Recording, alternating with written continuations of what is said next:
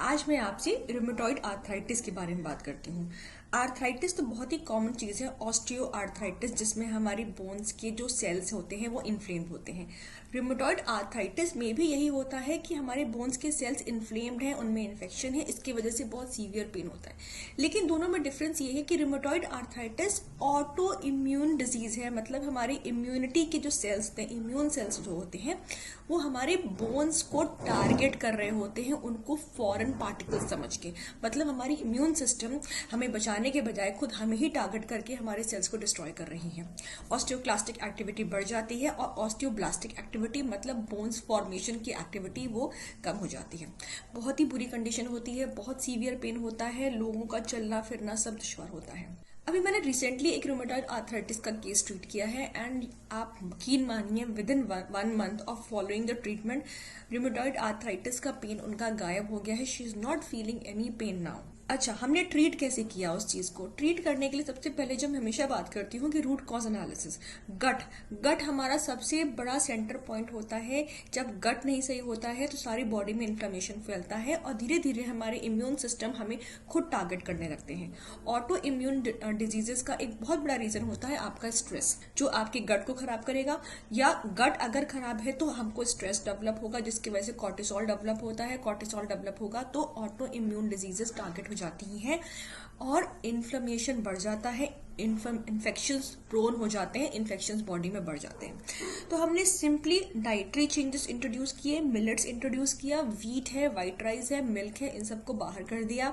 बहुत स्वीट चीजें, शुगरी चीजें, इवन शुगरी फ्रूट्स, उसको भी बाहर कर दिया।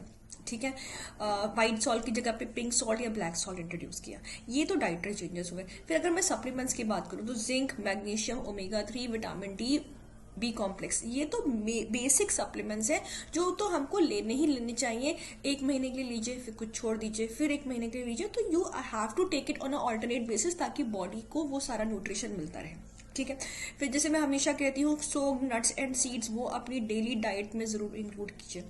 अब अगर और सप्लीमेंट्स की बात करें तो इन्फेक्शन कंट्रोल के सप्लीमेंट्स, गट को बेटर करने के लिए सप्लीमेंट्स, मतलब good probiotic with a wide range of live strain, that will be very effective. धीरे धीरे जैसे आपका गट बेटर होगा, आपका कॉन्स्टिपेशन, एसिडिटी, इनडाइजेशन वो रिलीव हुआ, आपकी गट लाइनिंग सील हुई, लीकी गट रिमूव हुआ, बॉडी में से इन्फ्लेमेशन कम होने लगती है। और जहां इन्फ्लेमेशन कम होगी आपकी इम्यून सिस्टम शांत हो जाएगा और वो आपके सेल्स को टारगेट करना बंद कर देगा। और जहां ये चीज़ होती है, कॉर्टिसोल लेवल रिड्यूस हो गया, आपका जो auto immune disease related rheumatoid arthritis है उसका पेन रिजॉल्व हो जाता है और ऑस्टियोब्लास्टिक एक्टिविटी धीरे धीरे बढ़ने लगती है। But yes, it depends upon case to case, कितनी सिवियरिटी है, किस कंडीशन के साथ बंदा आया है।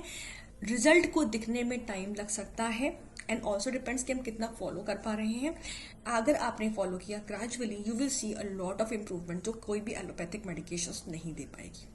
ठीक है, फिर लाइफस्टाइल मॉडिफिकेशन की बात करूं तो sunlight exposure, grounding, stress relieve करना, meditation, make meditation a part of your life, you will see a lot of improvement. तो अगर कोई भी रूमेटॉइड आर्थराइटिस का केस है जो ये वीडियो सुन रहा है, या आपके रिलेटिव्स में कोई रूमेटॉइड आर्थराइटिस का केस है, I think you should approach functional medicine treatment for that and you will get a lot of relief. कुछ नहीं तो घर पे ही डाइटरी चेंजेस शुरू करके देख लीजिए। अगर आपको कोई ना कोई बेनिफिट मिलता है देन फर्दर आप अपने बेटर ट्रीटमेंट के लिए फंक्शनल मेडिसिन डॉक्टर्स को अप्रोच कर सकते हैं। So this was all about this episode. This is doctor Aparna signing off. It's T time and gossip. फिर मिलते हैं नए एपिसोड में and please like, share and subscribe. Thank you so much.